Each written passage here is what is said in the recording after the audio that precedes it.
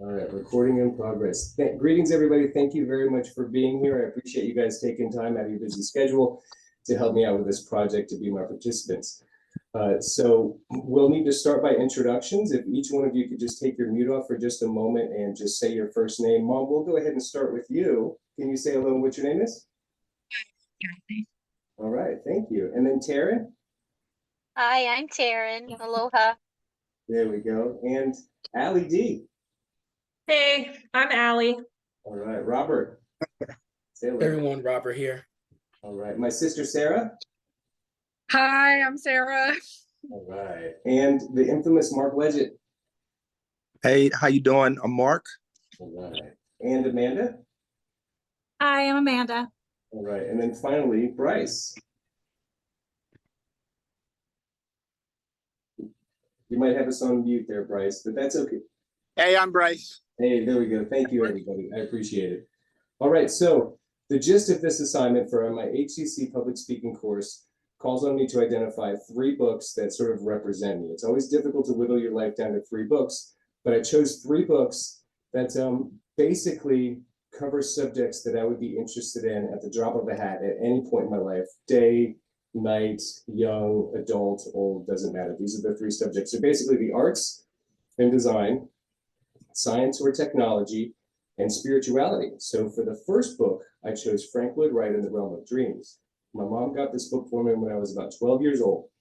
And despite coming from a very artistic family, the beautiful geometric designs in this book just captured my imagination. And this guy, Frank Lloyd Wright, his use of form and function to design beautiful prints, beautiful furniture, architecture that just seemed to spring out of the landscape and be incorporated in the landscape that it was designed in was very, very special to me. It resonated with me, and it's always kept with me. So whenever I see a beautiful item that is designed well, like an iPhone or an Apple Watch, I'm immediately glued to it and want to know more about it and get it.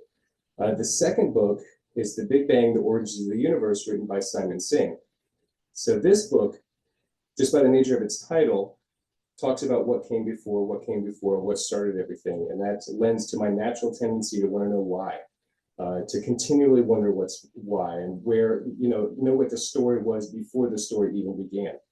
And there are a couple of interesting things in there. So as far as technology goes, Albert Einstein is featured in the book. And this guy, he didn't have lasers. He didn't have the fancy equipment that he had. He proved relativity, one of the most important theories of our time, using a telescope in a solar eclipse.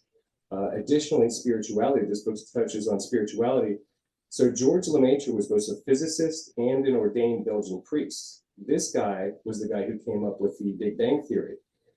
So there is a space for science and spirituality. He was quoted as saying, there are 2 ways at arriving at the truth, and he decided to follow both of those ways. And ever since, I've been able to see not only take stock in tangible, empirical, scientific evidence, but also to see the magic and the spirituality behind life. And then finally, the third book, most important, this one saved my life, is the Narcotics Anonymous Basic Text, 5th edition. So this book, I've relied heavily on this book over the past 25 years. Desperation has brought me to this book many times. And it's basically, when I was ready to receive the gifts of that book, then I finally got into it, and through guidance with a sponsor, I started working the 12 steps out of this book. This book has not only given me hope, but it's also given me tools for recovery, and it helped me identify and accept what's specific to me and ways to deal with that. And finally, what we do afterwards, once we start healing from the 12 steps, is our main purpose is to carry that message to other people who are still suffering. And I do that through hospitals and institutions. I go to detox facilities, recovery settings, and spread the message of that book to people who are willing to read it or willing to hear it.